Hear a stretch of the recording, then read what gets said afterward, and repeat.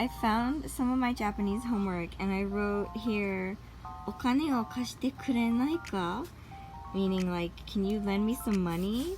But I used ka, and my teacher wrote ka can be used for male talk. And this is a critique I got so much in Japanese school and even during my homestay, like, stop talking like a boy, they would always say. But I want to! To show the supposed difference, it's お金を貸してくれないの? versus お金を貸してくれないか? Which, if you flip it, お金を貸してくれないか? お金を貸してくれないの? You hear stuff like that all the time in media, obviously. Stylization with characters. As a trans non-binary person who has been studying Japanese for almost 15 years at this point, I'm not fluent. You have to express yourself, and I won't say you won't get weird looks. I got a lot of weird looks when doing Boku for myself, but, you know, that was a long time ago. That was in 2009. Things are changing, and non-binary trans people are also becoming more visible in Japan. Again, like, if you're in a classroom, you might get corrected on this, but, like, we're in the time now where, you know, if it's safe for you, you can say to the teacher, like, this is my gender, you know? At the end of the day, most J-pop songs use Boku because it is considered okay for anyone to project onto in the lyrics.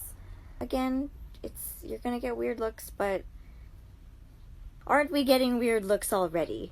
So do you, express you. You know, I switch between Atashi and Boku all the time, just depending on how I'm feeling. That's how it goes sometimes. I'm trans though, you know, my sensei didn't know that. I wasn't out to her. So she was trying to correct me, assuming that I was a cis woman. You know, so it's a little bit weird to say, like, you know, you have to speak the language the right way, even if it, like, misgenders you. So I'd be really careful about that.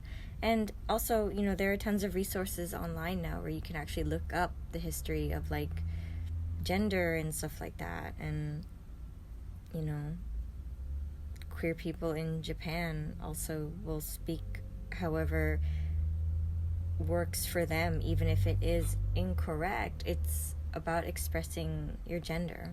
So in that way, you know, there's not really a wrong way to express yourself, especially if you're trans. Like, it's going to be different for you anyway. Okay, so I'm in a lot of pain and I'm not going to spend a lot of time on this one, but I feel like I have to address it. It is not appropriation to gender yourself correctly in another language. It is not disrespecting that language or that culture to gender yourself correctly. That's weaponized wokeness, trying to, like, be a gotcha against trans people, and it's not okay.